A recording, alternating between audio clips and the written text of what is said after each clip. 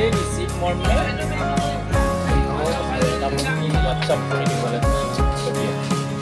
receive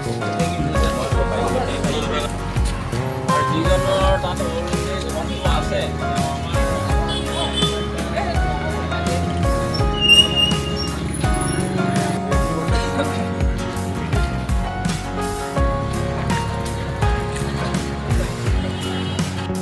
তাৰপিছতে আপোনাৰ ঘৰত কোন কোন আছে এতিয়া আপোনাৰ লগৰ কোনো নাই এতিয়া আপুনি ক'ত কেনেকৈ আছিলে মই যোৰহাটৰ পৰা মই ডাইৰেক্ট আহিলোঁ আহি কৰি হোটেলত কাম কৰি আছিলোঁ মই কিমান দিন হ'ল কাম কৰা গাঁৱত 2 বছৰমান হ'ব হোটেলতে কাম কৰি আছিলে তাৰপাছত এতিয়া কি হৈছে আপোনাৰ এতিয়া মই কাম কৰিব নোৱাৰোঁ গাটো একদম দুৰ্বল হৈ গ'ল আৰু কাম কৰিব নোৱাৰোঁ এতিয়া মই বহি মানে খাব এতিয়া আপুনি পদপথতে আছে এতিয়া ৰাস্তা ঘাটে পৰি এতিয়া খোৱা বোৱা কি কৰিছে আপুনি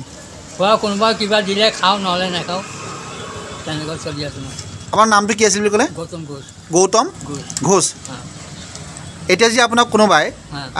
বৃদ্ধাশ্ৰমলৈ লৈ যায় কি যাবলৈ প্ৰস্তুত হৈ আছে আপুনি বৃদ্ধাশ্ৰমত থাকিব বিচাৰে আচলতে দুখীয়াৰ বন্ধু নামৰ বেচৰকাৰী সংস্থাটোৰ যি সম্পাদক পোষ্টত আছে তেখেতৰ নাম চাকিল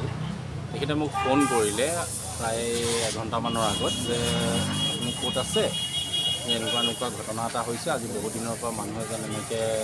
পদপথতে শুই আছে আমি তেওঁক বৃদ্ধাশ্ৰমলৈ নিবলৈ ব্যৱস্থা কৰিব লাগে তো ঠিক আছে মই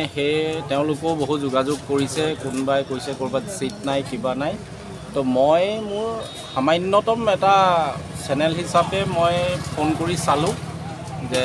গোলাঘাটৰ এছিষ্টেণ্ট কমিশ্যনাৰ বাইদেউ অনুষা ঠাকুৰ বাইদেউলৈ মই ফোন কৰিলোঁ তেখেতে ক'লে যে মই আপোনাক জনাই আছোঁ 2 মিনিটৰ পিছত তেখেতে লগালগ জনাই পেলাই ক'লে যে আপোনালোকে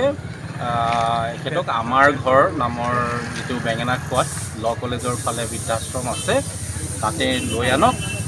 তেখেতে এৰেঞ্জ কৰি দিছে গতিকে সেইমতে এতিয়া তেখেতক ইয়াৰ পৰা লৈ যোৱাৰ ব্যৱস্থা কৰা